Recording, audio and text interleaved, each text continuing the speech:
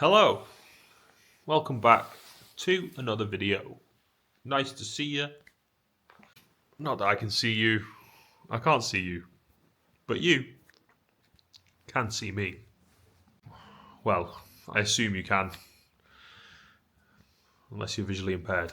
There are obviously people who are visually impaired who use YouTube. So, hello to all the visually impaired people. I can let you know, I look absolutely ravishingly handsome. So, make sure you tell everybody that. Anyway, what I'm currently doing is I've just finished off my last video. Ended up being 2 hours and 22 minutes and 4 seconds long. I'm very happy with how the video turned out. It was a pleasure to make it, and it was actually very enjoyable to watch as well. I'm not trying to blow my own trumpet or anything. It just kind of makes sense. Like, why would I bother posting a YouTube video that I didn't like? I have to like it in order to be able to post it. Otherwise, I'm just not going to post it. If I don't think it's very good, then it's not going to go on YouTube, is it? So it kind of makes sense that I would like my own videos. Really, if you want to do anything for yourself, you have to like yourself enough to actually do something for yourself. If you didn't like yourself, why would you do anything for yourself? You wouldn't. You'd just think, I don't like me anyway. I'm not going to do anything for me. Why would I do anything for me? I don't like me. The question there is, who are you? Are you or are you yourself? Don't even get me started on me, myself and I. Now there's three of us here. It started off with just me, and then it was me and myself, and then it became me, myself and I.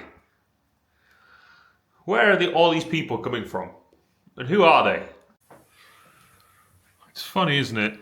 If there's you and yourself, then you can say, I can see myself. Here I am, looking at the mirror.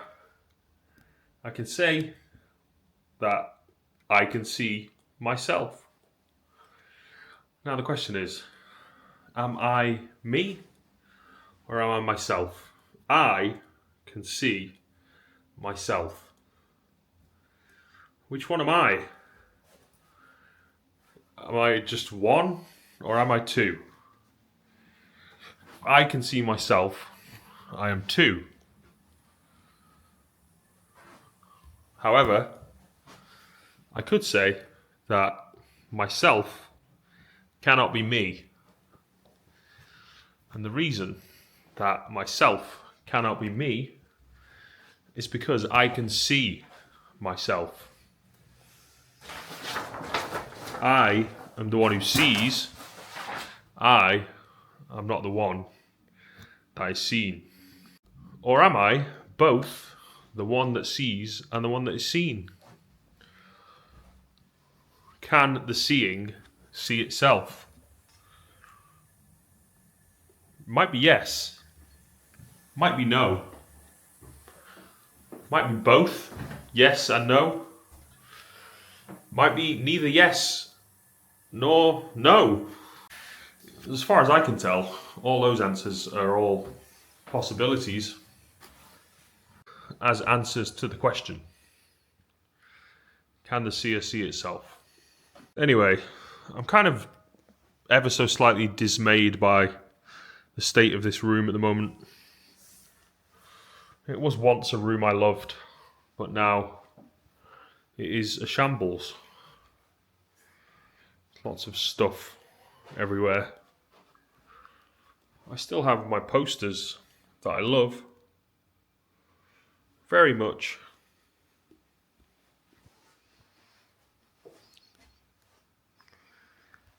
Like Bob Marley. What a beautiful picture.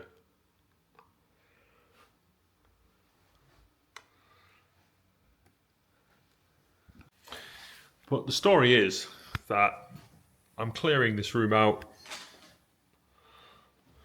That's why it looks like this. There used to be a bed in here. There used to be a chair in here. There used to be many, many things in here. But it's okay. I'm not too sad about it.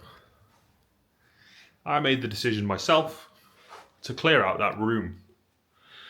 And the reason why I made the decision myself to clear out that room was because I decided I would like to sell my house. And that's what I've done. It's not been sold yet, but I've put the house on the market so that it can be sold and so that it will be sold. And that is exactly what is going to happen. So long as a buyer comes along, has a look around and decides they want to buy it. Now, that's not happened so far, and it's been a couple of months. So, it's okay. That's what happens. Anyway, once the house is sold, and then everything will be cleared out from the entire house so that it is completely empty, ready to be given to the next person. And then what I'll be doing is packing up a small amount of things, and I'll be going on my way to wherever it is that I want to go. I have a few ideas as to where I'm going to go, but I'm not going to share those with my vlog. Not right now. Sorry. I'm going to keep that as personal, private information at the moment. So, that's the big life plan. Anyway, back to the present moment. What I'm doing right now is just basically pacing around the house whilst talking to my camera. I could really do with going out and about again for another walk around. There's nothing really to achieve by doing this, but it's simply just to break up a little bit of the monotony, the repetitiveness of staying in the house. Now, going out and about can also itself be very repetitive. And that's actually a large part of the reason as to why I would like to move. Because I have become bored of the streets that are around me, seeing the same people, the same places, the same faces over and over again, stuck on repeat. It's not good, and I'm so bored of it that I'm looking for some new experiences, new places, new faces. They may not be new, but they will be new to me. And that's all that really matters. Novelty, for me, is quite a large part of what makes life remain fun, interesting, and enjoyable. There always has to be an element of something different, something that I've never seen before, something new. And the reason is because that is refreshing. It stimulates something within me that makes me feel excited. I'm the kind of person that really loves to learn, and that's why I spend a lot of time reading and studying. And I'm also very observant of what is around me.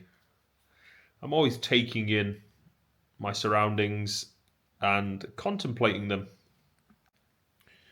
It's not that it's such a bad thing to be constantly surrounded by the same places and the same people. If they're great people, if they're good people, and if they're great places, then of course it's a joy. But if they're not, then it's not. And it's not fun when it's not fun. I can tell you that for sure. So instead of being bored of where I am, I've decided to get up and go and explore. I'm not exactly sure when this is going to be able to happen, but I've put the wheels in motion to try to make sure that it does happen. Of course, I can only try to do what I can, and I have no real control over what happens. Anything could happen. The house may sell. Who knows how long that is going to take, or if it even sells at all. It may not. And if it doesn't, that's okay. It's not the end of the world. I'll find another way to achieve my goal. My goal is actually a very simple one. It's just to be able to move much more often, much more frequently, wherever I like to, whenever I would like to. Now, that is something I can do right now, but I'm trying to make it much easier for myself by giving myself the ability to do so. So, right now, I may have no idea as to when I'm going to be able to do what I want to do, but that's okay. It always happens eventually. Whatever it is that you want to do, eventually, you'll be able to do it. It may take a lot longer than you think it will, but eventually, you'll get there. That's what I tell myself, and that's what I've seen myself many, many times in my own life, in my own experience. There's been a lot of things that I've wanted that have taken quite a long time to actually come to fruition. I'm not sure what the reasons for that are, but it's just life, really. There's many, many, many days of just continuing on, working on whatever it is you're working on, between the idea that you have of what you want to do and that idea actually happening. I believe really the reason for that is that there's an accumulative effect of having received information. So to have an idea of what it is you want to do and making that idea come to reality, it takes time to do that because there has to be a slower and more consistent progress that is made towards the acceptance of ideas, and that has to reach a point of accumulative gravity before it takes place, it takes hold over the necessary people in order to get them to do what it is that needs to be done in order to make it happen, in order to convince them. Now, some people seem to have the ability to make things happen much more quickly for some reason, but that really is just the process that I've just explained. They seem to make things happen quickly because they've spent a lot of time putting the time and effort into create the accumulative effect to the point where much more people are convinced as to the necessity of making their goals come to fruition. It takes a team of people to make anything happen, whether you know that or not. You may think it's all you, and it may seem like it's all you, but it's not. There's many, many people that you're connected to in many different ways who you have an effect on them and they have an effect on you. They affect your ability to make what you want to happen, and you affect theirs. And these intimate ties are sometimes what stops you from making progress, and sometimes what makes you make progress. Sometimes they work in your favour, sometimes they work against you. There's not a lot you can do about that.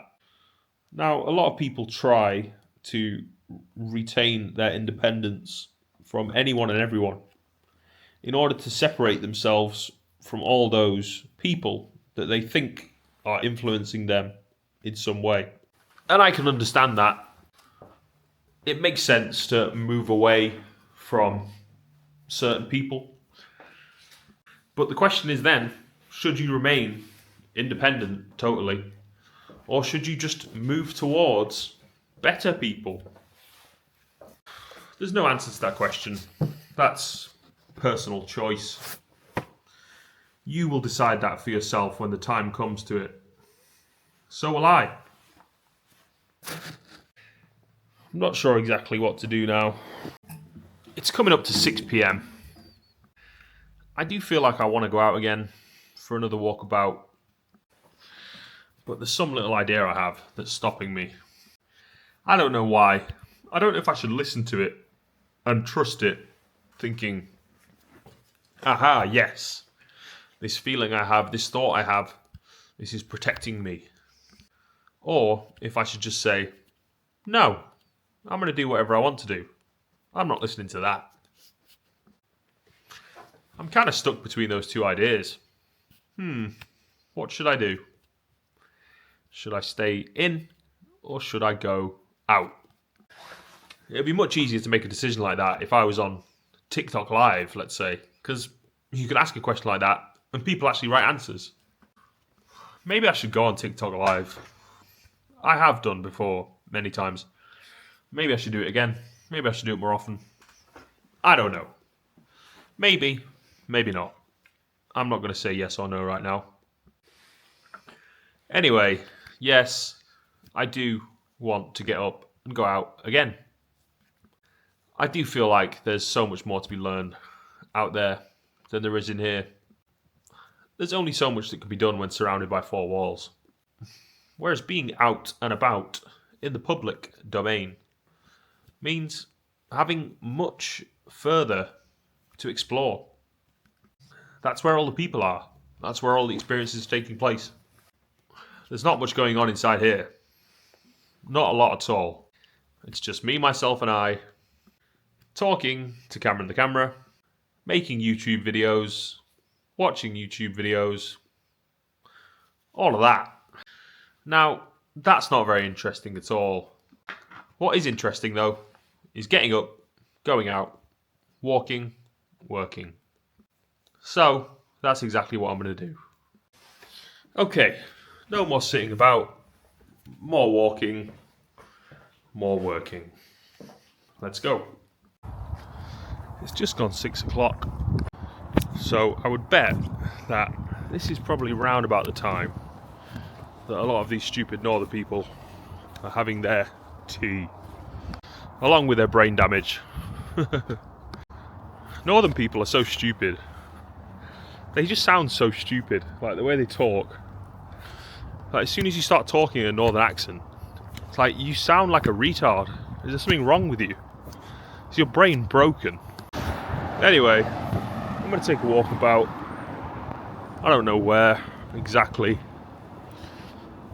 but as long as it's out and not in, that's all that really matters to me right now. I guess I'm just going to explore the neighbourhood round about where I am. It's not very interesting, really. There's not a lot going on. There's not many people about. They're all just like locked up in their houses, scared, with their stupid northern accents, sounding retarded, eating their tea, drinking tea, being stupid, talking like they have brain damage. That's a lot of what goes on around here.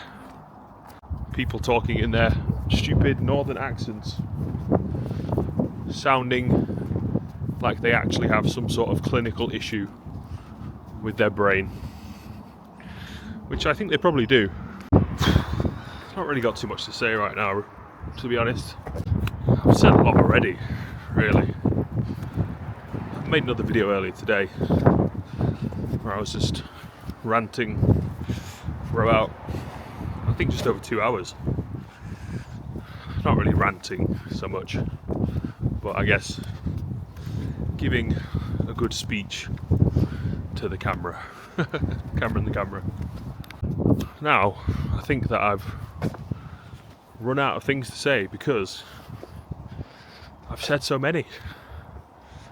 It's like I've spent my full bank balance of words today. But I'm not though. There's always more money in the bank. I've got plenty left in the words bank. It's a funny thing, this vlogging.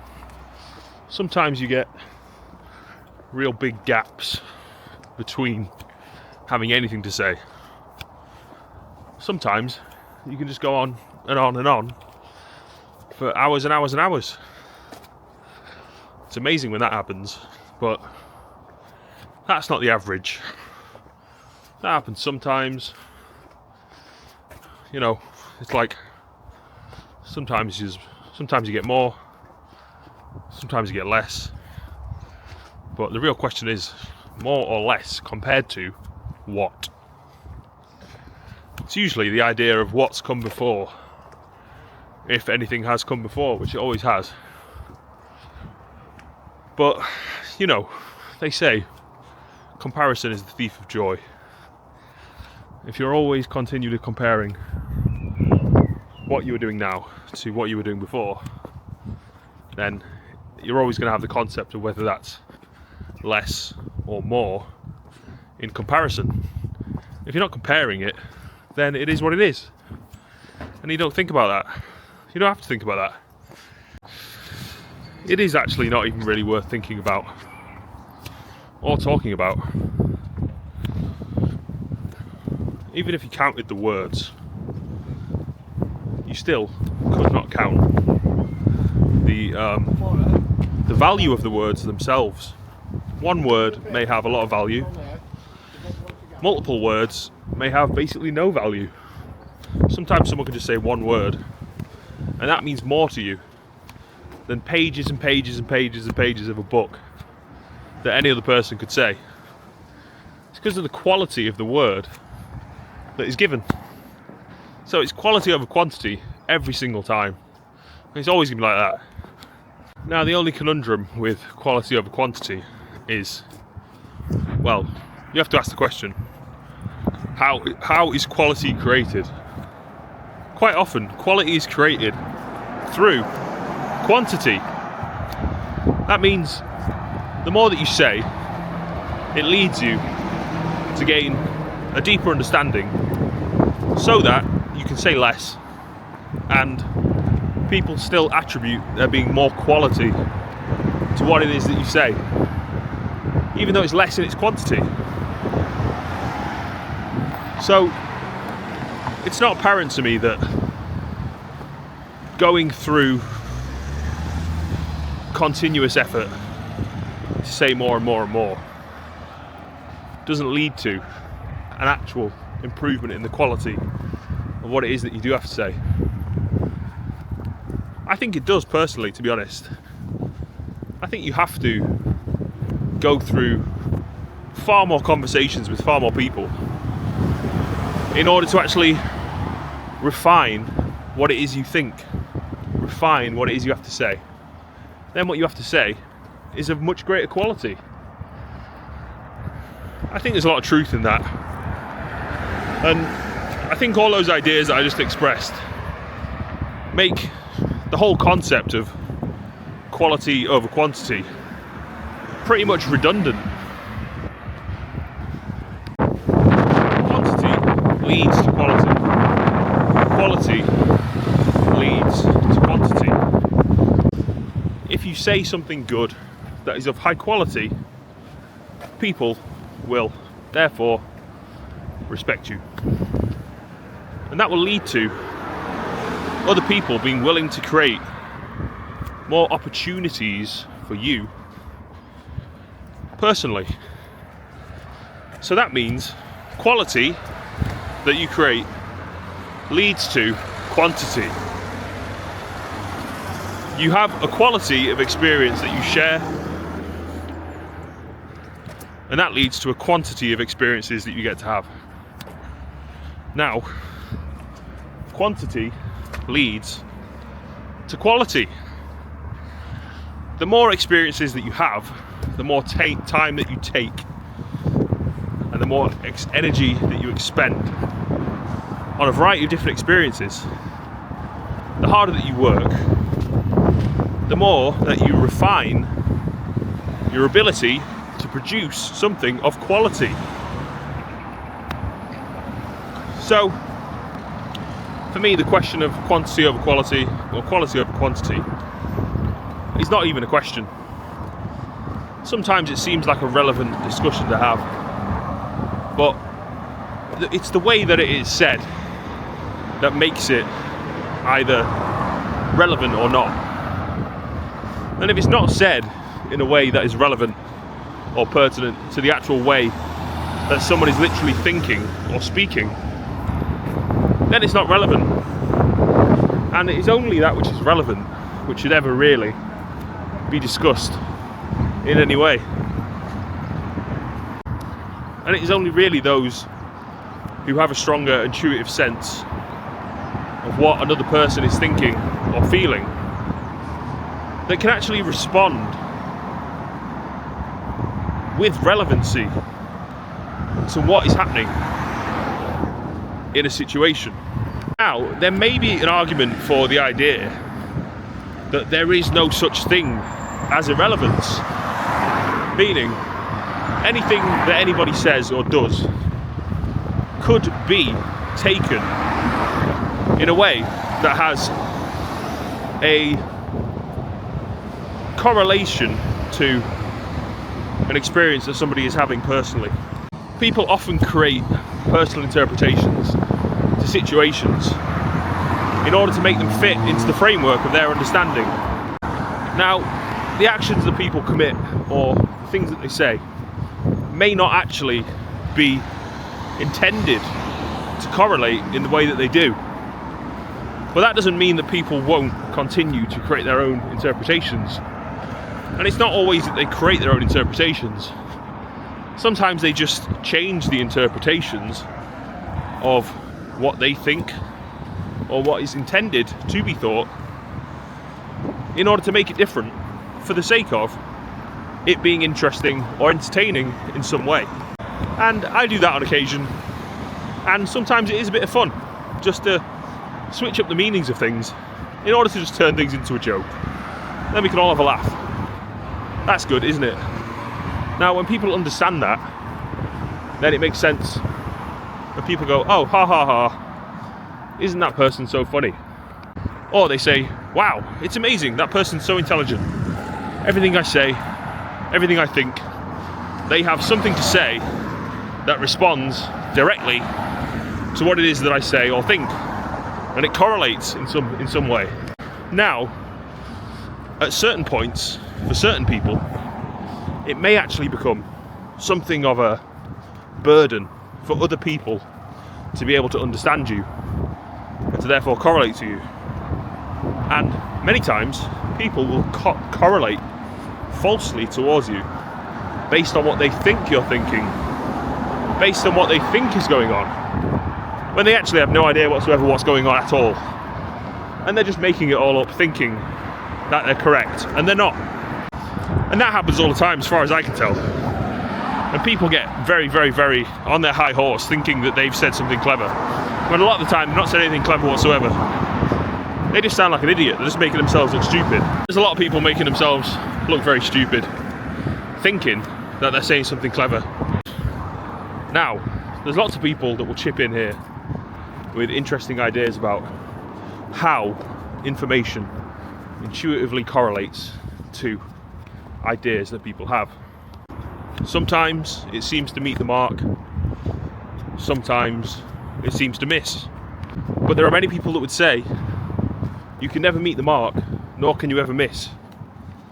Because what you're actually trying to correlate to, what you're actually trying to relate to, is just an illusion, it's just an idea. Even the concept of self is but illusory. There is nothing you can truly put your finger on as existing that you can call you. people will try to say, oh, well, this is me here, look, I'm touching my face, that's me, it's my face. Well, you might think that, but that's you thinking you are your body. It is your body who is you that has the body. Is that you? No. So you have to think very carefully about who you are. And there's a lot of people that are still not sure about who they are at all. And it really does seem like the more and more you look into it, the less and less you actually understand. Now, that's actually quite interesting if you think about it, that the more investigation that you do, the less you understand. But it is true that the more you understand, the less you understand. And the less you understand, the more you understand. Isn't that crazy? The paradox. The crazy paradox of life. It makes perfect sense, while at the same time not making any sense at all. It's a complete mess. Yet, yes, it seems to work. How is that so? I do not know. The idea of the individual is one that has troubled people for a very long time.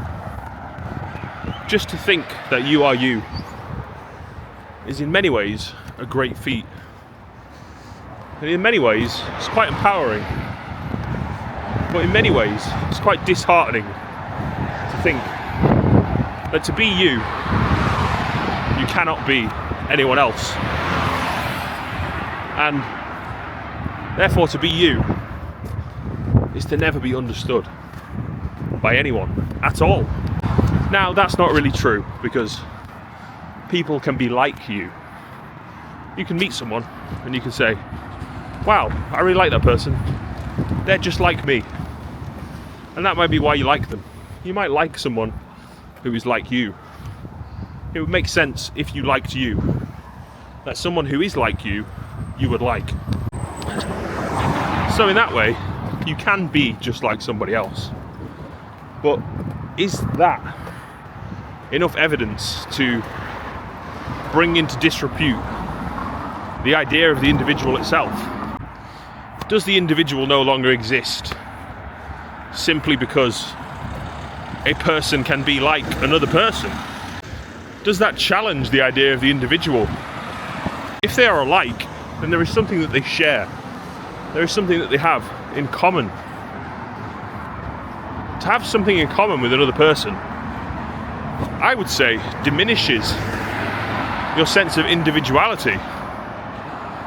It in fact makes you feel far less like an individual and far more like part of a collective, part of a group. Because you realise, wow, there's lots and lots of people, more of them, that are just like me. And if there's loads of people that are just like you, you don't feel quite so alone, do you?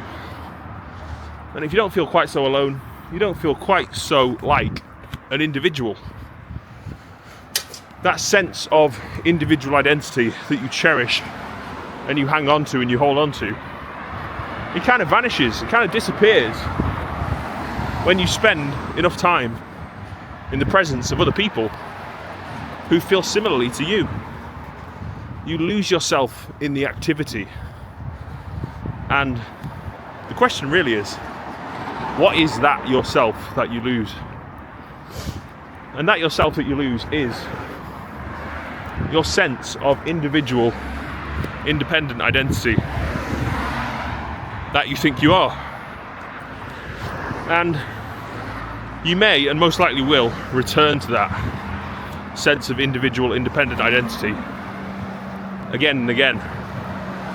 Whether you go into a group where you lose your sense of individuality or not,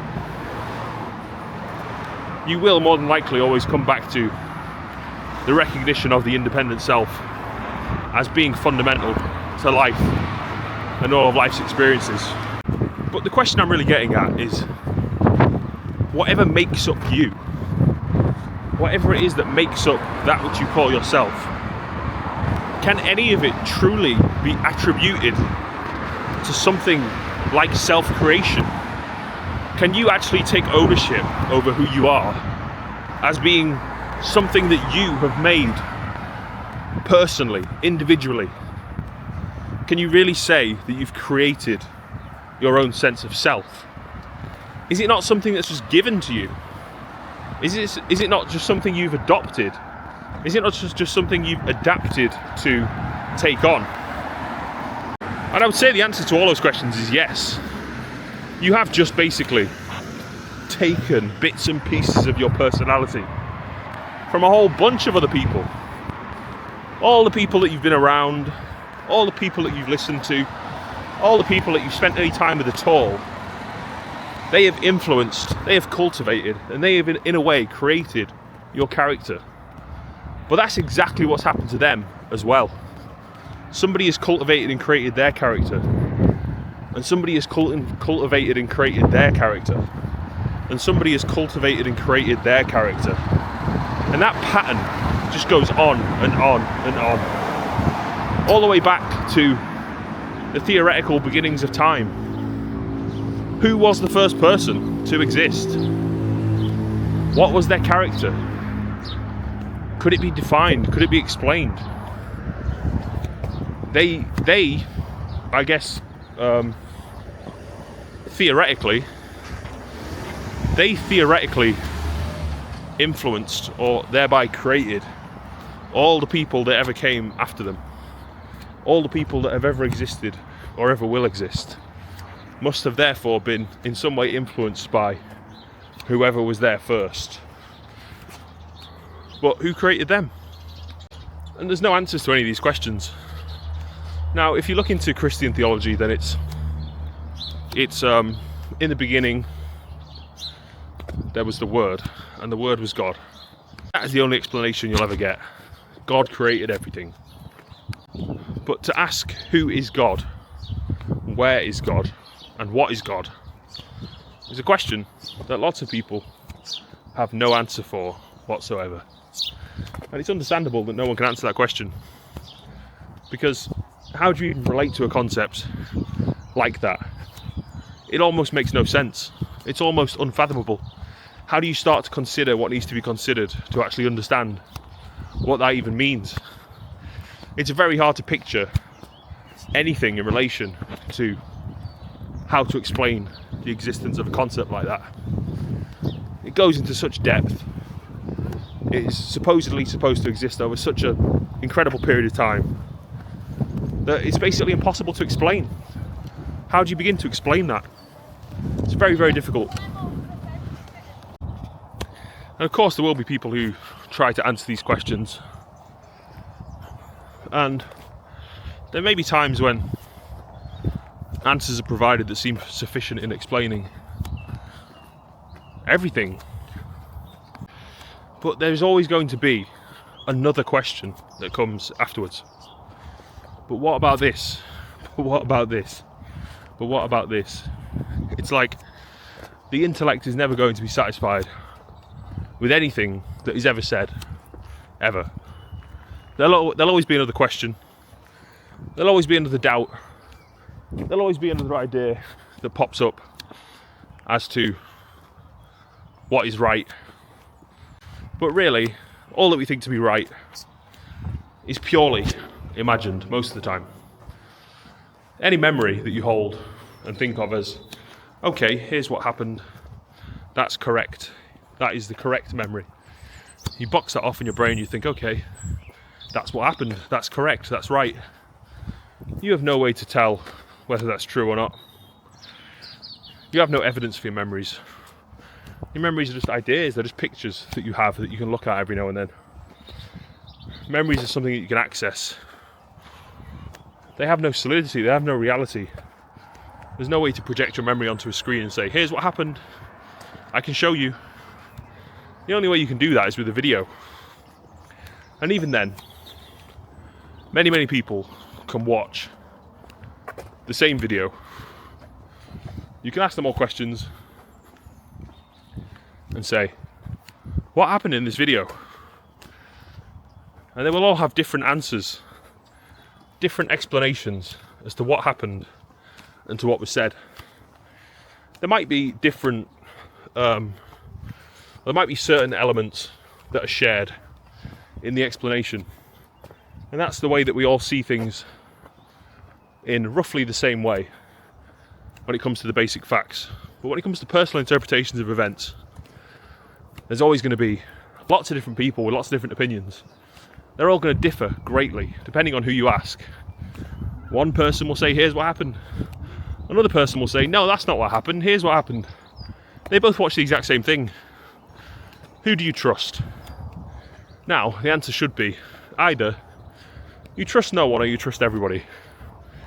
If you trust everybody, it means you take into consideration everybody's version of events as having some validity based on their personal experience and the way that they relate to it.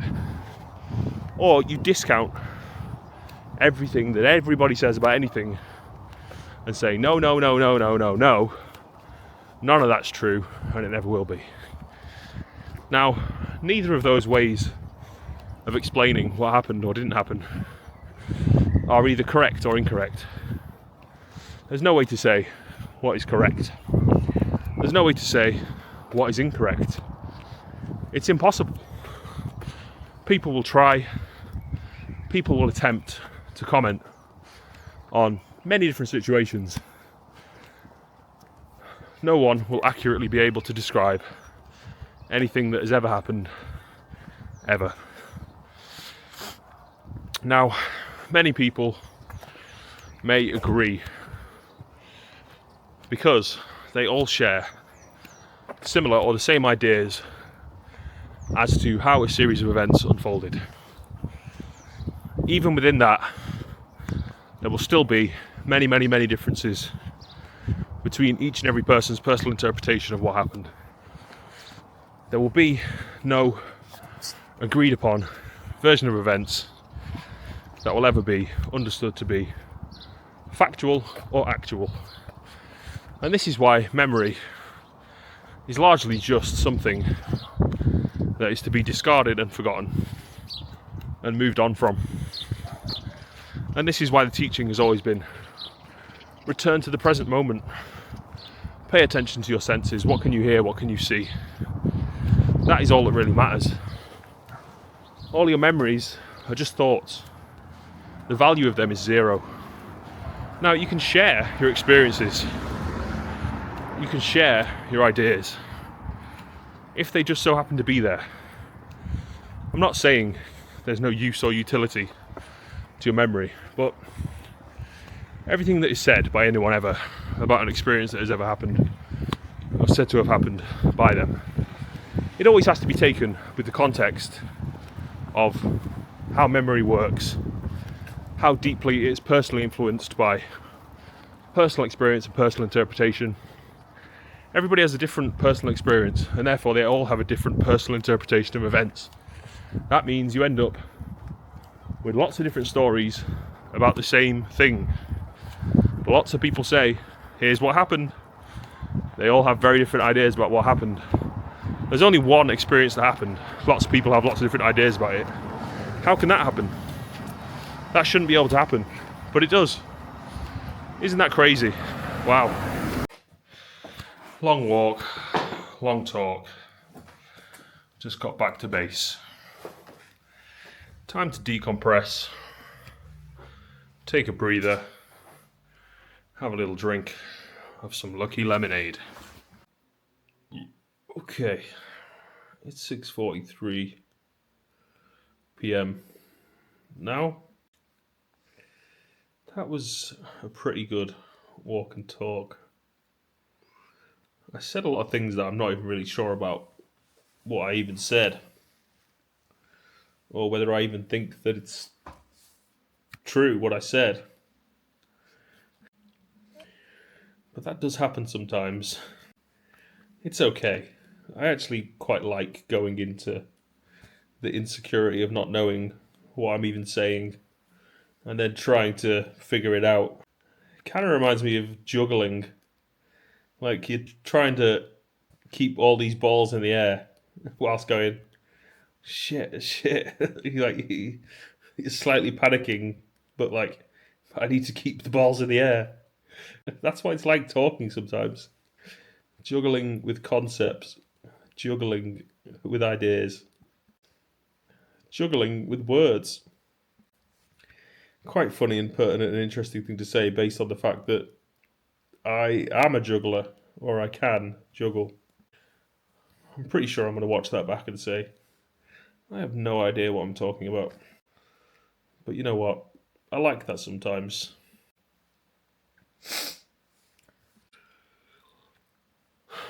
There's a tiny little part of me that started to think maybe it's not such a good idea to be constantly focusing on making YouTube videos quite so often. I have no way to explain why I think that. But to be quite frank, it's not really an idea I'm going to entertain for very long. Because I have so much to say. And for me, speaking here in front of this camera, it's exactly the same as just speaking out there in public. There's no difference. So, from the beginning of making this vlog, what I've said is that I am already living my life exactly the way that I want to. Now, I'm just doing that on camera. And all the things that I say to the camera are just things that I usually say to other people. However, it is true that I can get away with saying a lot more to the camera than I can to other people, because the camera will never say anything back. However, if I post on YouTube, I am placing things out there in a public forum for people to be able to respond to. Now, I'm not really sure as to whether that's something that I want to do, because I have no experience in seeing what that feels like at all. But I will most definitely still be making my videos, whether anyone watches them or not. If I don't like the experience of uploading videos to YouTube at any point, I can always just begin by uploading the videos to the computer and then just saving them there. I mean, I could even just make them and then just delete them. I don't care that much about them. However, I do care about them a little bit, so I do like to look back at them if and when I feel like doing that. And right now, I am happy to be sharing these online for other people to see. I have no issue with it. Not right now. It may become an issue later on down the line. Who knows? But as far as I can tell, there's no real way to stop that from happening. For as long as I keep posting on YouTube, if I want to gain a successful channel, that means being open to the feedback, criticism, and compliments and comments from the YouTube audience. That's not really something that I can change. The only way I could change that, or to bring that under control, would be to not share my videos at all with anyone, ever. Or to only share them privately with people that I know personally. However, I quite like the idea of being in some way a public figure that people can listen to. I'm just aware that I don't actually really like that much people having much of an interest in me at all. I do at times, and sometimes I appreciate people showing an interest in me. But placing yourself in the public eye means being open to all kinds of people, not just the ones you like. And I guess that's the kind of thing that concerns me slightly. That leaves me a little bit worried. But then, that is life, really. Every time you go out the house, you are quite possibly and probably, quote unquote, exposing yourself to all the kinds of people that you might like, but also all the kinds of people that you might not. So, because the world is such a mixed bag, you just don't know what you're going to get. But not knowing what you're going to get, not knowing what's going to happen, doesn't really mean not putting yourself into positions ready to be criticised in some way. It's okay. If it happens, it happens. Now, there is a pretty good theory that there can really be no true success without high levels of scrutiny and criticism. And of course, it is the people who are most successful, who are most celebrated, that are also the most highly scrutinized and criticized. And it's basically just the case that the bigger you get, the more attention you get, both the more positive attention you get and the more negative attention you get. So you kind of have to accept both as part and parcel of the package, if that's what you want to do with your life. Now, for those that feel like they don't want to be exposed in the public eye for people to see them and pay any attention to them at all, and they are very, very, very much consider themselves to be private people in many ways, they can attempt to hide away and not be seen as much as they like. But it's very difficult to do that, to be honest, if not basically impossible. There's a way now, actually, for people who are very, very, very successful, well known, and famous to really still be able to escape to a place of comfort, privacy, and safety. And from my experience, there will always be a balance of feeling like you want privacy and you want publicity. They are seen as opposites, but they're not really, to be honest. Not in my conception. People are very complex and very complicated, and not quite as straightforward as you might think. Now, there are not many people that can be really accurately defined by a label as being this or that, one or the other, including myself. Sometimes I feel like one thing, sometimes I feel like another. Sometimes I feel very confident, sometimes I feel very scared. Now, if that's not everyone's experience, then what is? You cannot be 100% always, all the time, in the way that you would like to be, as you do not have full and complete control over yourself. There are many, many people out there in the world who all have their little ability to influence you in some way. Now, you also have your little ability to influence them in some way. So, we are quite equal in that respect. Now, a lot of people would say that there are those with more influence and there are those with less. But the ways in which you measure this influence are not what I would call very accurate. There are many multiple dimensions to life, and not all of them really make much sense. There are many ways to explain behaviours and patterns of behaviours, and many ways to explain how understandings appear to be. And it is very enlightening to listen to all of the ways in which life can be explained to have happened. But what is much more fundamental than I know is I don't know. And without I don't know, there is no explanation. Sorry, there is no exploration. The exploration that is the process of life, to seek, to explore, is all dependent upon I don't know. If you do not know, then you have a journey ahead of you of discovery. If you know, then what do you have? Then you have the journey of teaching, sharing. You are able to say, I know, here is what I know, here is how I know that, let me explain. But to realise you do not know means to realise you have a lot to learn. And that's brilliant. It's great to be in the place and in the position of saying, I know, but it's so much better to say, I don't know. But isn't it going to be so exciting to find out? So, it's 7:14 p.m. I've just finished exporting the last video that I made.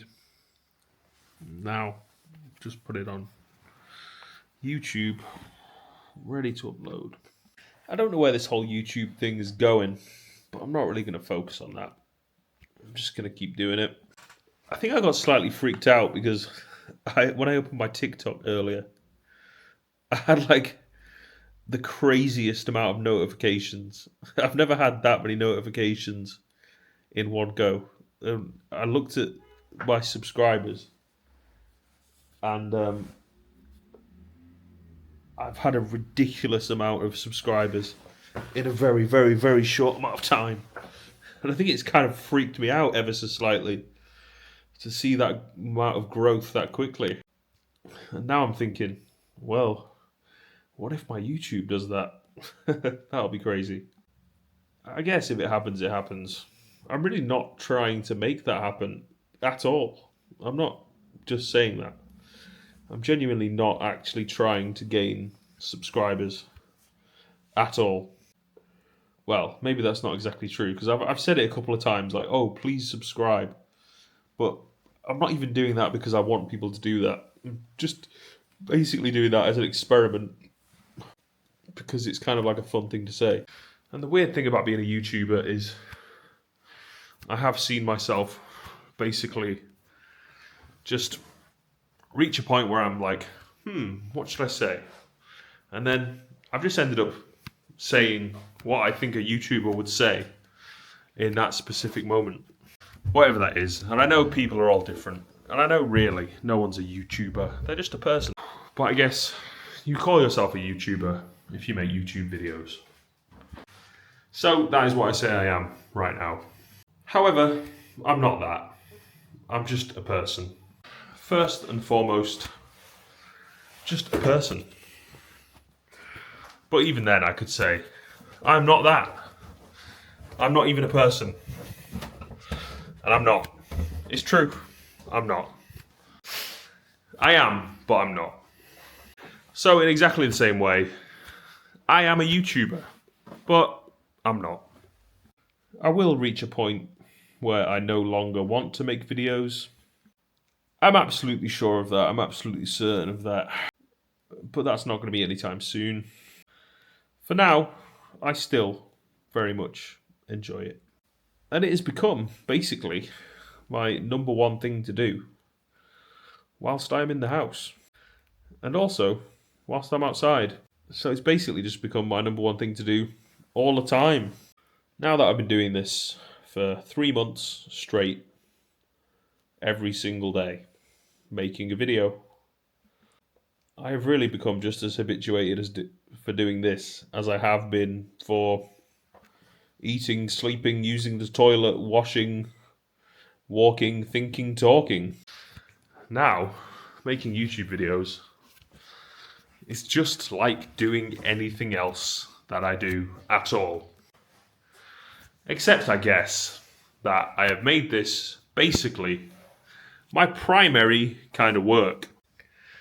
Which is funny to think that I've only posted a very short video of me saying something very succinct onto TikTok.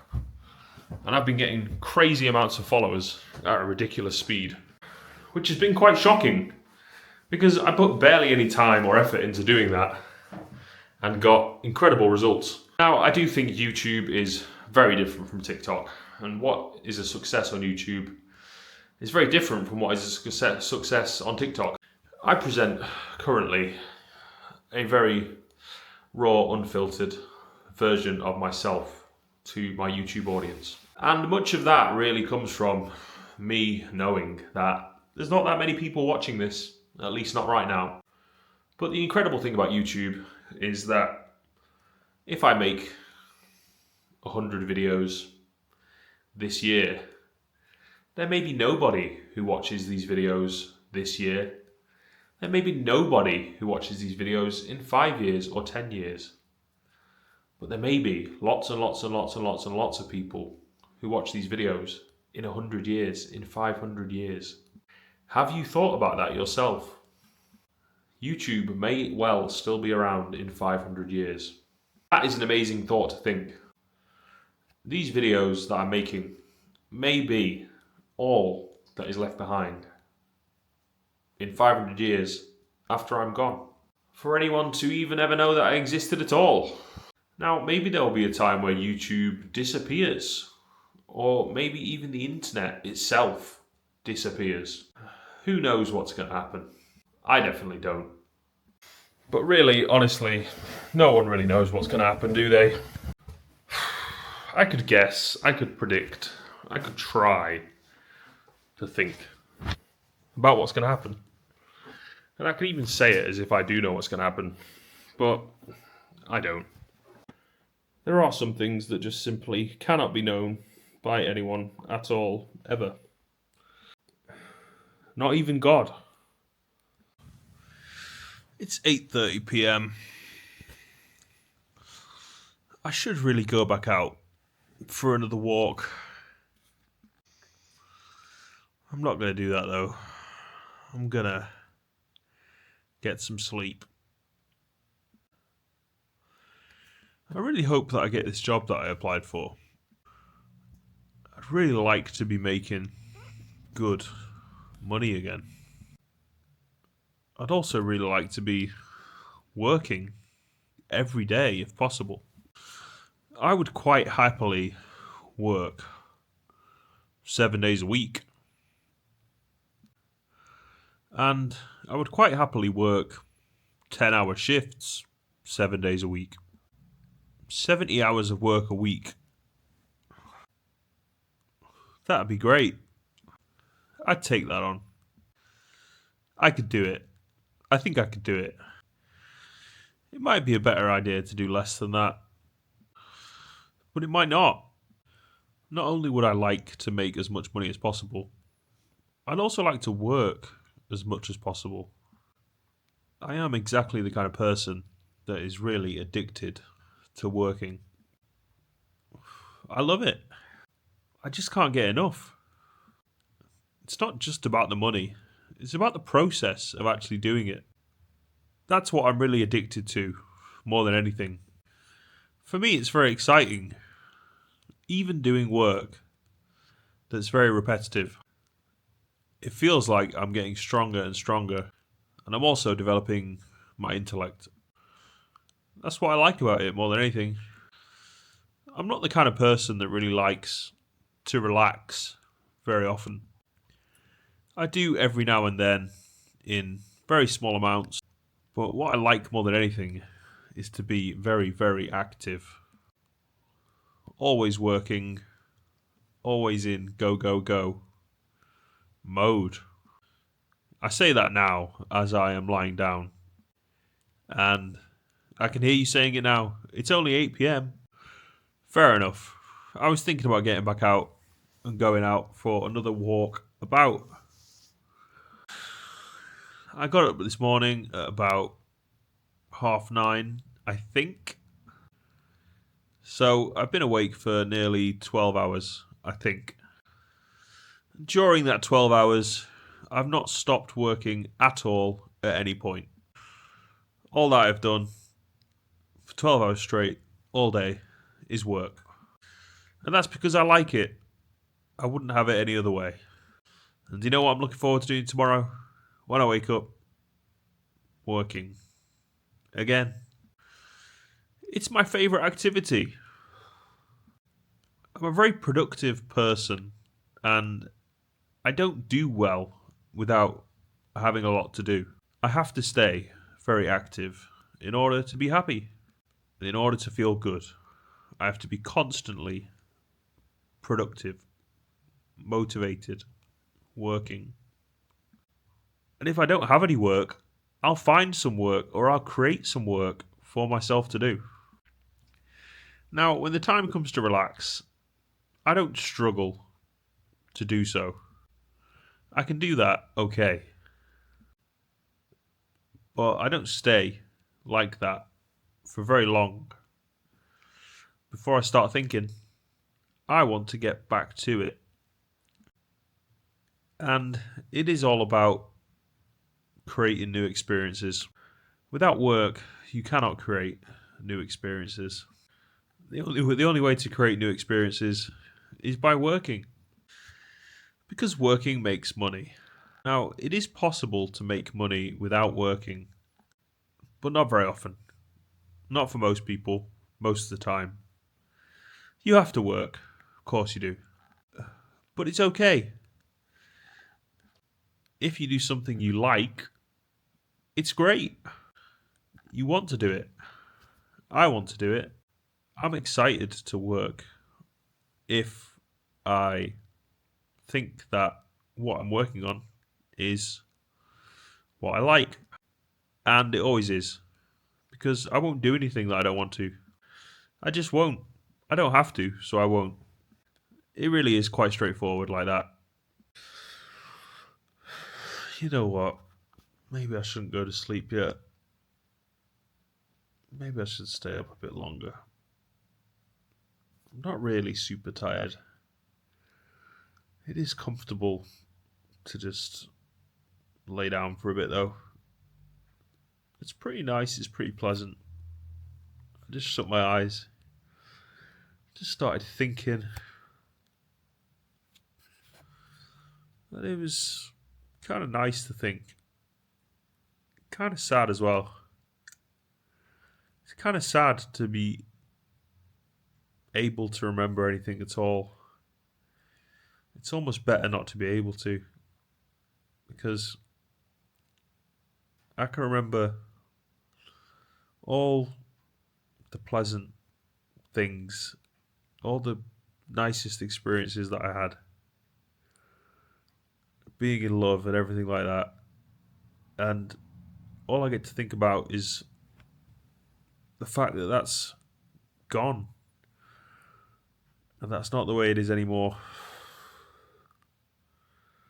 So I can kind of understand that film, Eternal Sunshine of the Spotless Mind. There's something in that.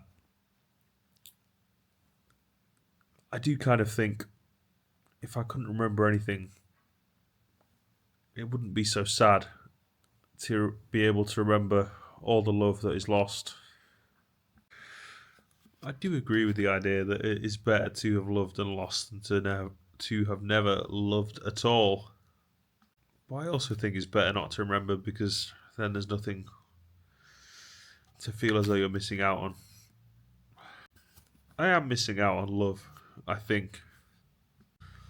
And I would love to be in love to be in love again. I also don't even know if I believe that it's worth it anymore. I think it is, in a way. And when it's easy, it's very good. But when it's not, it's not. I'm sure that there will be more situations that unfold for me personally in the future for me to learn more from. And I do believe that there's certain kinds of experiences that you have to have in order to learn certain lessons. And without those, there really is no other way to learn. It's not always the most fun, but the hard lessons are usually the ones that are most worthwhile learning, because you get the most from them. It's only with difficulty that you can actually develop your sense of intelligence. Nothing worth having comes easy. That's not to say that I want a difficult relationship of any kind. I definitely don't. But if I were to get into any kind of relationship now, it would be very, very different from how it's been in the past. Because I really have changed a lot. I'm not just saying that, I really have. In so many ways, I'm really not the same person that I was 2 years ago, 5 years ago, definitely not 10 years ago. I still remember everything that's happened, and occasionally I still have to suffer the grief or the upset of the feelings that I still have associated to things that happened a long, long time ago. So there is still a part of me that does remain the same, unchanged. But just like everybody, I have developed a lot. And I've thought about many, many things, and I've had many, many more experiences that have informed me into becoming who I now currently am. And I'm absolutely sure, I'm absolutely certain that that is going to happen again and again and again and again and again. If I'm still vlogging in 10 years, you'll be able to watch this video and watch the video of me in 10 years and see the difference. At least a little bit. You can't really understand somebody completely from watching their YouTube videos. There's a lot about them that you will never get unless you meet them in real life and you actually interact with them. I've met plenty of people who I have watched or seen before, or on TV or in YouTube or stuff like that. And it's very different to meet somebody in person. Now suddenly they're in front of you, and you have to react to them like the way that you react to anybody, to everybody. Except it makes it very uncomfortable and odd to be seeing someone that you think you know, but you don't. and now you're meeting them. It's an odd experience, and I'm sure that's going to happen a lot more too, with the direction that I'm headed in. Because of all the things that I've been doing, and because of all the things that I'm going to be doing, because of all the plans that I have, many of them I'm not able to talk about. When I say I'm not able to talk about them, I just mean I don't want to. I don't want to share every detail of everything with everyone. Some things are better kept to myself. I like it that way. And I do respect people's personal feelings. A lot of times, people want things to be kept quiet. So, I'm not going to be saying anything or everything here on this YouTube channel. It's just the things that I think about, that I'm interested in sharing and comfortable to share, but not so many personal or private stories. Maybe the odd one here and there. We'll see what I'm thinking at the time. I bet if there's anyone who knows me who's watching this, they're all sat there worrying, what's he going to say? What's he going to say? Don't worry, I'm not going to say anything. I've said it before and I'll say it again. My YouTube channel is a place for positivity, as I really do think that there needs to be more positivity on this planet. More good, innocent, kind, nice people who just want to make people laugh, smile, feel good. That is basically all I want to do. Just bring a little cheer to the world. And also just share my thoughts. I have a lot of thoughts. I've done a lot of thinking. And I'd like to share what I've been thinking about. I'm always listening to a bunch of different people talking about a bunch of different subjects. And some of the most interesting people that I've found and spent much time listening to, they've sort of inspired me in some way to become who I am and to want to start sharing what I think. So that's exactly what I've started doing here on my YouTube. Every time I think of something that I would like to share, I just pick up camera in the camera, press record, and then start talking. And for anyone who wants to listen, here it is, all available for you to hear, for you to listen to. And I do think very black and white with how I look at my audience. I simply just think, hey, if you like it, watch it. If you don't like it, don't watch it. That's about all I have to say. Anyway, there will be tomorrow a great deal more walking and talking. So I'm looking forward to that. And if you're looking forward to that too, keep watching. Okay. It's 5:46 a.m. and I'm up. I always seem to wake up with a bad taste in my mouth. I don't know if I'm not brushing my teeth enough or what. Maybe my diet is not very good. I do need to eat more vegetables, that's for sure. When I ate some broccoli a couple of days ago, it was like, it tasted so good. I think because my body was just starving for some kind of vegetable. I didn't eat vegetable for maybe like months before that. I don't even know how long it was. Obviously, I know that fresh vegetables are essential for good health. I actually really enjoy eating vegetables, so I don't know why I've not really been eating them. The main reason is because I bought so much like tinned food and long life, long lasting food.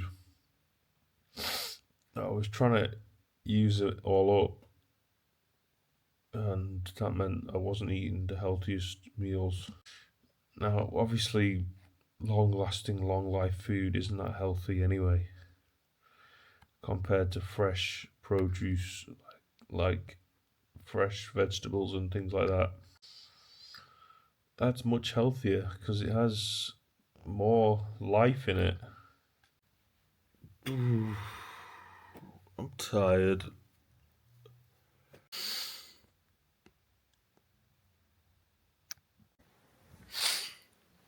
I think it's time to get up.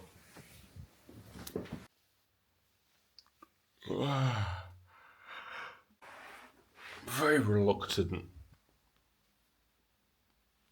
to get up and go, but I'm going to do it. Jesus. Now, what might help is if I take 2 of these Pro Plus caffeine pills. Oh, God. And wash it down with some coffee.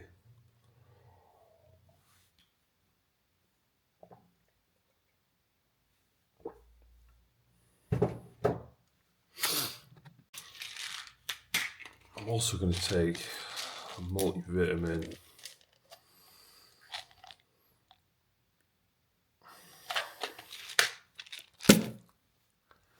And magnesium.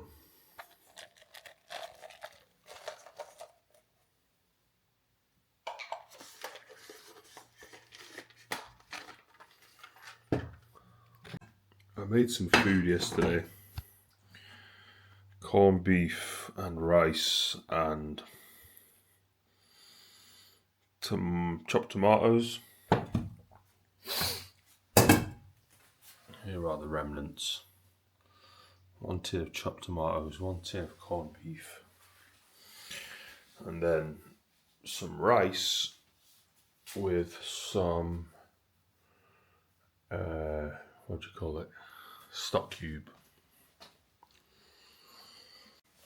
It was pretty good, pretty tasty. I didn't film any of the process. I don't know why, I can't remember why. It was probably because my camera was plugged in and I was, so it was occupied and therefore I couldn't use it. I had some pretty crazy dreams again last night. The only one I can remember is this guy called Joe was jumping up and down on this bed, just destroying it. And I was a bit confused by what was going on. And so I said, okay, I'm gonna get going, guys. I'll see you later, okay? And then I walked off into the town centre and I thought to myself, Joe has a flat very close to the town centre. That's good. And I started thinking, maybe I'd like a flat like that, where you could walk out the door and within just 30 seconds be right in the middle of town. Now, please remember this was a dream that I had. I always try to remember and repeat as many of my dreams as I can first thing in the morning to the vlog, because I think that'll be a very interesting thing to look back on much later. The stories of dreams are also so much more interesting than real life stories, because anything can happen in a dream. You can fly, you can levitate, you can teleport. Pretty much anything you want to do, you can. I read a book about lucid dreaming when I was probably 18 or 19 years old. And I tried to practice lucid dreaming. The technique that was described in the book as being the most effective at becoming lucid during a dream was throughout the day, look at your hands like this and think to yourself, am I dreaming or is this real? And if you do that several times a day, if you remind yourself, oh yeah, look at my hands, ask myself the question, am I dreaming or is this real? Eventually, it becomes such a habit that at some point, when you're in a dream and you're asleep, you think to yourself, oh yeah, I need to look at my hands and think, is this a dream or is this real? And then, when you're in the dream and you do that, then you go, oh, this is a dream. You become conscious, you remember who you are, and you see something or you think something that is unusual that reminds you, oh, this must be a dream. It's not real. Then, when you become lucid in the dream and you become conscious, then you can start to do lots of different things. I should get this book again and actually read it again because it was a really good book. I'm not sure who it was by. I can't remember. But I remember it was a very, very, very good book. Okay, I think I found it. I think it was this one. Exploring the World of Lucid Dreaming by Stephen LaBerge, PhD, and Howard Rheingold. The description says, this book goes far beyond the confines of pop dream psychology, establishing a scientifically researched framework for using lucid dreaming, that is, consciously influencing the outcome of your dreams. Based on Dr. Stephen LaBerge's extensive laboratory work at Stanford University mapping mind-body relationships during the dream state, as well as the teachings of Tibetan dream yogis and the work of other scientists, including German psychologist Paul Tholey. This practical workbook will show you how to use your dreams to solve problems, gain greater confidence, improve creativity, and more. Sounds really good. I'm going to have to get that book again.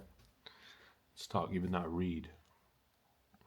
Speaking of reading, I've got just a little bit left of this book, Supersonic by Oasis. So I might try and get through it now, see if we can get to the end. Noel, there is a rage in Oasis music, and let me explain that to you. If I say to people there's rage in the music, people might think about screaming and shouting. But you can rage joy. When the Irish are sad, they are the saddest people in the world. When they are happy, they are the happiest people in the world. When they drink, they are the most drunk people in the world. There is one rule for the Irish and different ones for everybody else. Oasis could never have existed, being as big, being as important, being as flawed, being as loved and loathed, if we weren't all predominantly Irish. Paolo Hewitt. It's that immigrant thing. It's that sense of identity. Ireland saw them as their own, and everybody was in such a good mood. So we got back to the hotel. There were loads of us in the bar. Paul. That hotel was on Grafton Street and it's pretty open. Anyone could walk in off the street because Ireland didn't really have security around rock bands in them days. My dad, we'd seen him skulking around and I thought, what the fuck is this going on? Liam, all I remember is someone turned round and said, your old fella's over there with a journalist trying to get something going. I was about to kill him, I just thought it was a shitty thing. I'm there with my mum's family and all that. He was from Dublin. So they just turned up trying to get some fucking vibe, just to get a story. It's the cheapest shot, cheapest bullshit. I thought you were going to get it, you couldn't. If he thought he was brave enough to come up and have a bit of a fucking square off, then he's fucking foolish. In front of the press with his son. It's just pathetic. What a sad cunt. See you later, mate. Maggie. It's really quite a tasteless thing to do, isn't it? Obviously they were setting this up and they were banking on a confrontation that they wanted to film and get in the papers. Noel. The thing with me old fella turning up is no one had actually seen him. I never actually saw him. I was coming out of the bogs and somebody says, don't go out there because the news of the world are out there and we think your dad's with them. I was like, okay, cool, whatever. I don't want to cause a scene. I'm kind of long since over whatever was going on with my old fellow. That doesn't bother me in the slightest. I don't know what our Paul was doing. My mum had clearly gone to bed. I did think Liam was a little bit upset. Liam, there was a scene and I was trying to take the dignified approach. Fuck him, he doesn't mean anything to me anymore. We were better than that. I was fucking steadfastly not going to get involved. Paolo Hewitt. Noel was saying to Liam, do not react. He's at one end of the bar and Noel and Liam are at the other. Liam's going, I'm going to fucking kill him. And that's when they locked horns. Don't fucking react. You're not going to react. To give Noel his due credit, he contained Liam, because Liam would have gone for him. And Noel protected his brother. Got him out of there because the press were obviously looking for the big fight. Liam, without a doubt, I was ready to fucking kill him. Without a doubt. But then the only people who would have got that would have been the news of the world. I would have killed him if I'd have got near him. I got calmed down by our kid, I think. But no, I didn't dwell on it. Just moved on to the next fucking heap of shit. Noel, you don't really know what the papers have said to your dad. They might have spun him some yarn about. I know Noel and Liam. I know they'd really like to meet you. You don't know. Tabloid journalists, the ones who are out there to set people up, secret filming, phone tapping and all that kind of shit, are, as we've since found out, fucking scumbags. I can only say the only way to deal with it is rise above it. Liam. Round about that time, there was a story every couple of fucking months. Poor old fucking dad's trying to get in touch with his famous fucking sons, but they are cunts because they don't want nothing to do with him. All that bollocks. Paul, that is not cool, turning up with the news of the world. I was in that hotel and he still never mentioned to me. It doesn't bother me, but if you are going to have a reconciliation, we are 3, not 2. Or is there only 2 that makes money? Peggy. Oh, that was awful, that. Really, I couldn't believe that happened, because it really spoiled their night. He knew how Liam would get up on his high horse, because Liam was just waiting for something like that. I think Noel was more nervous, because Noel doesn't like anything like that. He had no intentions of making up with them.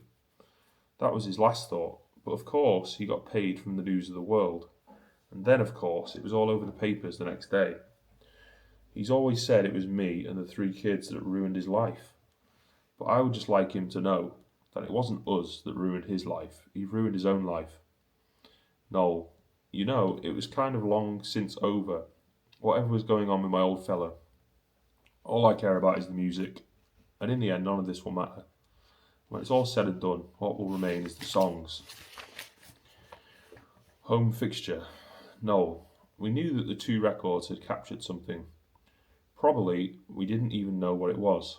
I would probably hazard a guess we were as amazed as anybody else really, but not overwhelmed.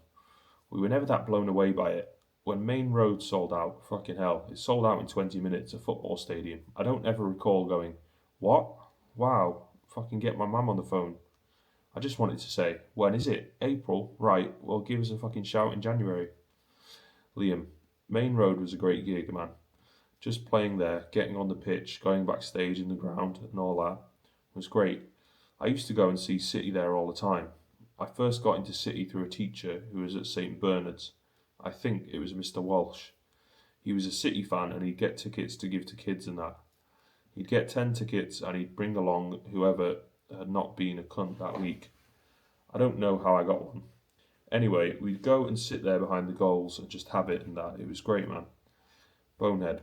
Main Road and the streets surrounding it really are a stone's throw from where I was born. I was a United fan as a child, but all my friends were City fans. And if City played at home, everybody walked down to the ground to stand in the Kippax and cheer on City, you know.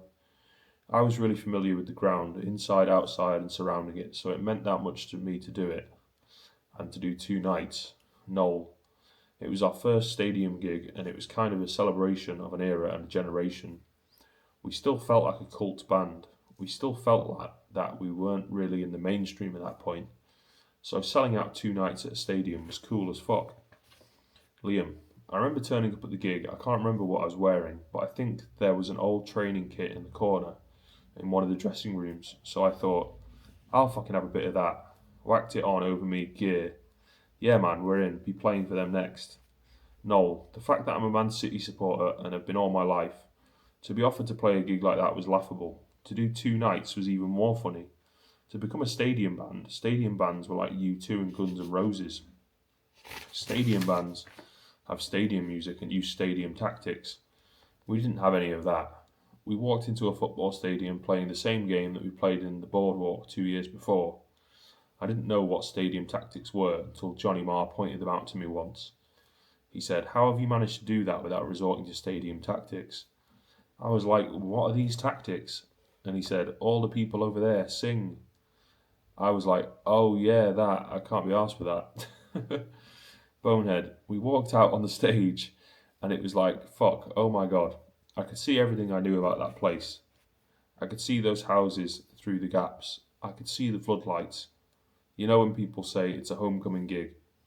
I was just getting emotional because that really was a homecoming gig for all of us.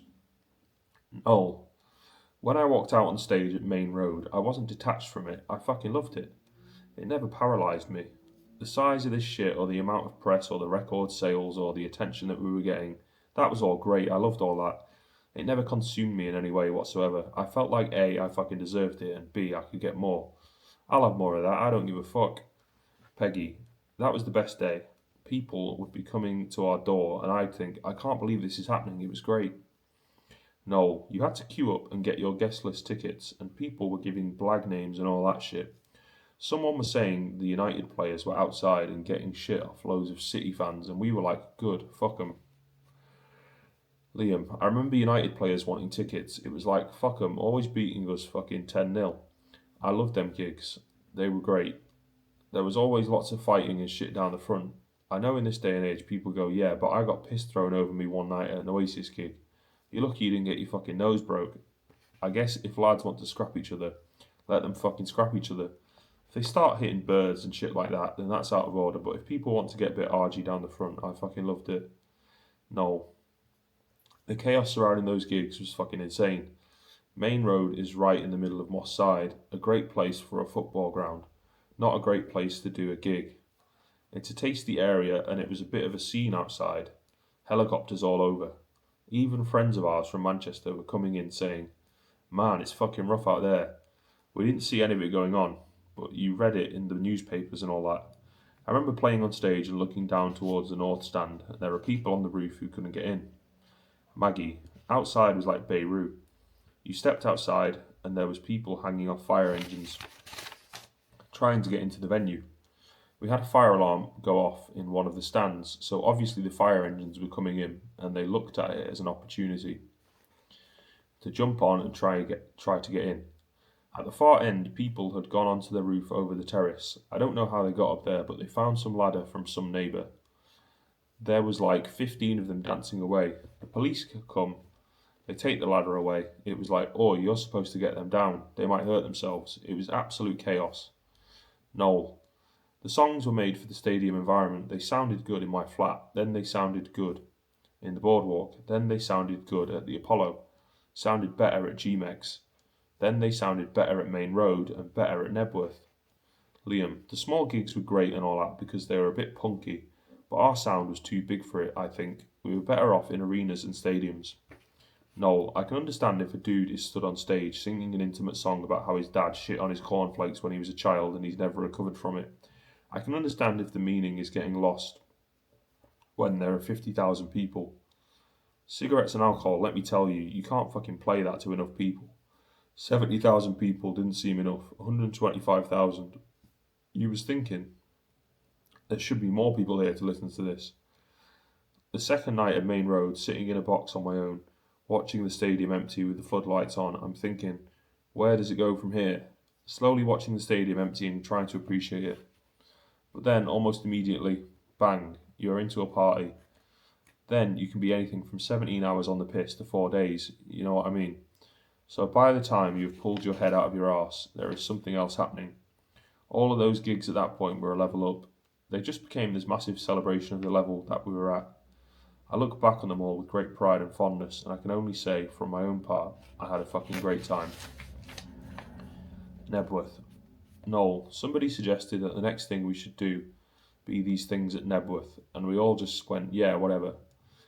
Owen, I remember Marcus Russell saying to me, do we book these big gigs while they can? Everyone's going, it's fucking brilliant, but it's like a fucking truck going down a hill. It's burning and the wheels are fucking falling off. So I don't know when it's going to end, Owen.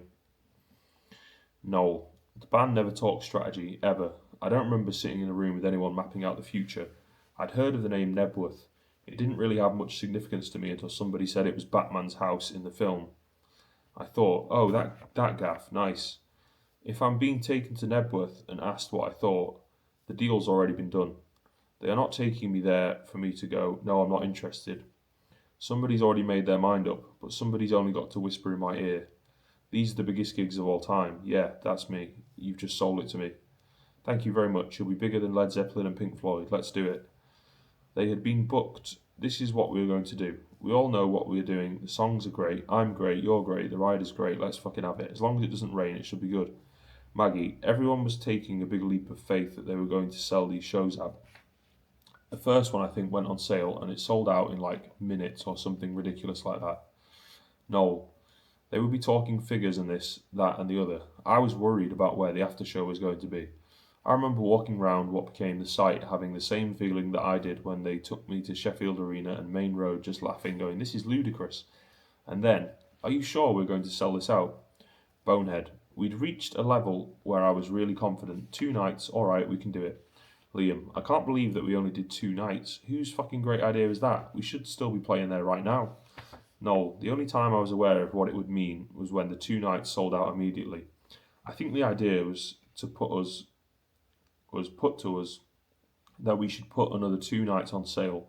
And I think for the first time ever we kind of backed away. I don't know, maybe we had got the sense that it had become too big. Then you find out afterwards that we could have done 7 nights and really we should have done. It was like a year.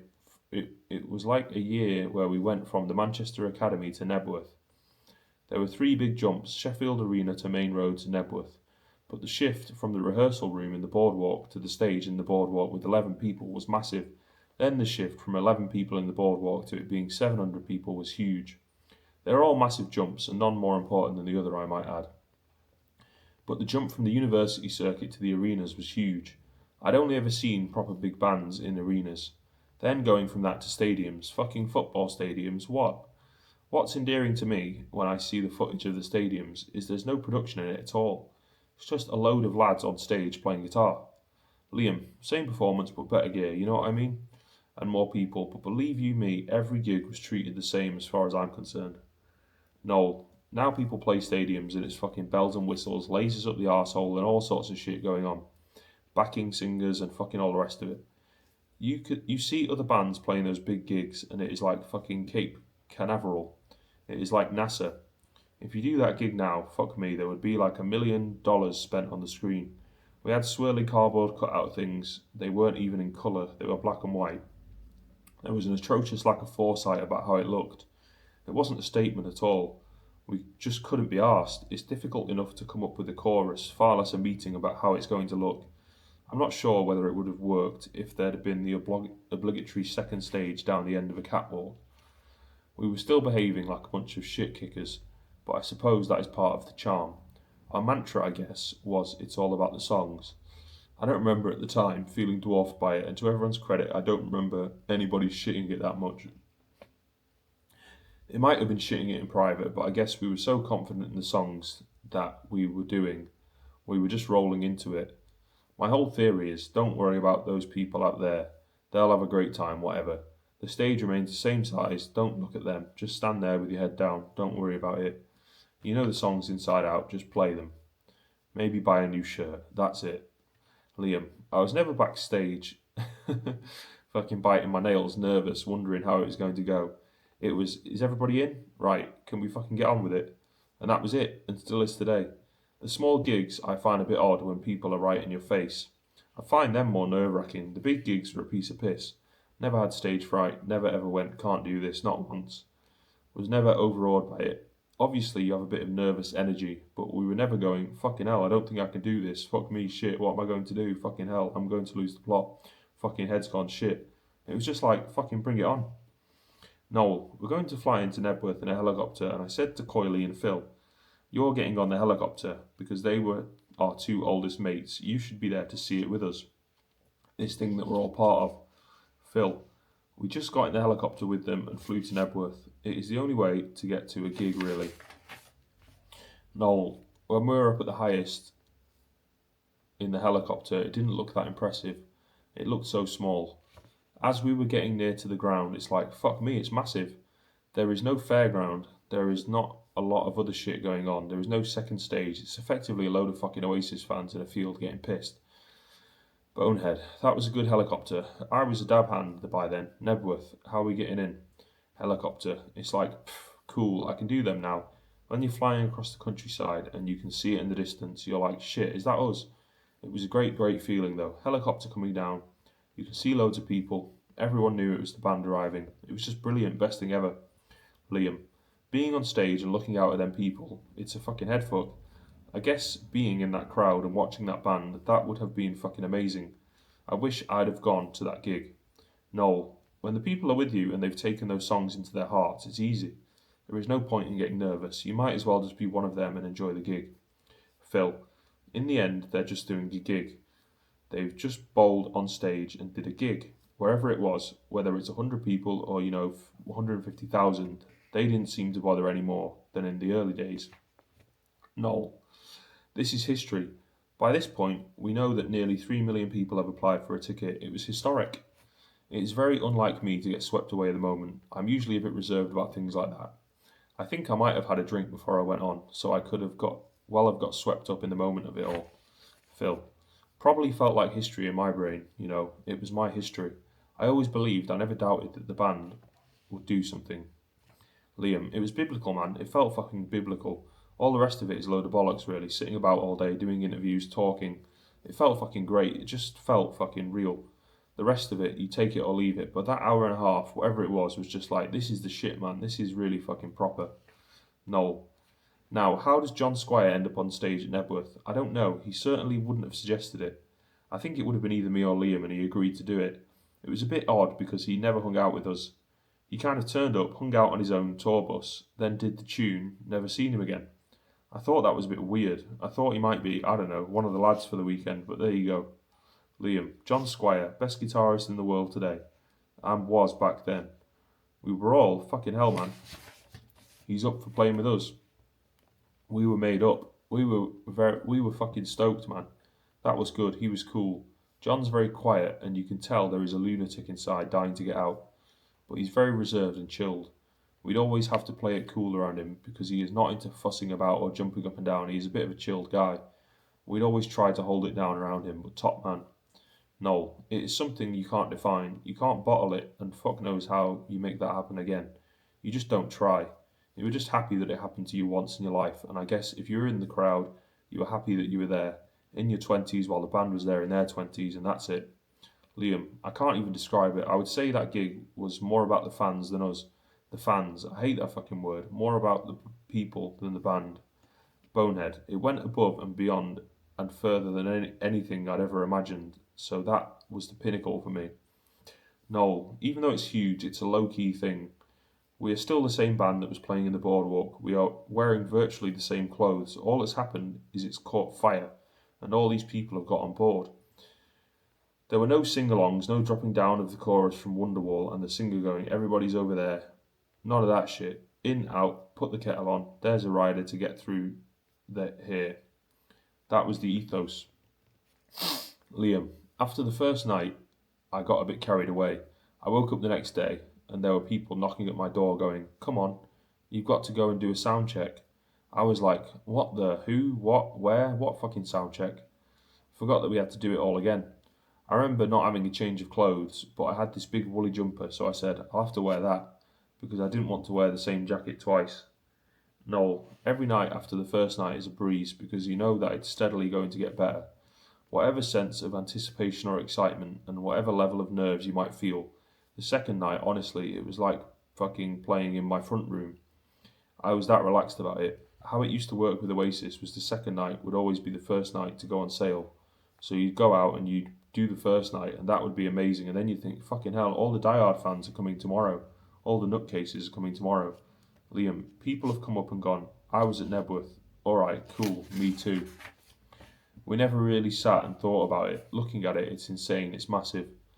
Noel, well, yeah, you'd have to be a dick in the midst of that and not think that this is significant. Even if you wouldn't be pompous enough to think this is a significant moment in popular culture, you would certainly think it's a significant moment in my life. I knew it was significant, but it didn't change my life in any way. 2 days after Nebworth, I was no bigger a rock star than I was 2 days before it. I wasn't perceived any differently. The band weren't perceived any differently. I remember it being immediately slagged off in the fucking papers. Some tabloid journalist was going on about the price of food, or some shit like that, which is a very British thing to do. Wasn't it great? Fucking hell. What about the queue for the toilets, though? Whatever. Liam, it was amazing. It was beautiful. It felt like it was fucking justice. It was us and the world. It was up there with any kind of fucking religion. To get them people in that crowd without fucking religion is something. It's a big, powerful thing. Deep, man, deep but beautiful. I just wanted more of it. I've heard Bonehead bang on a million times. We should have split up, blah, blah, blah. What for? Do what? Go and be a fucking car mechanic? Just have a bit of time off. Go and do it all again next year. All them people that were there, or that couldn't get tickets, let's go and fucking play for them next year or whatever. Noel, we should have at least gone away and given the impression that we'd split up. We should have gone away and done a bit of living. A fucking shitload of money was about to fall into our laps. All the royalties were starting to come in from the first two records.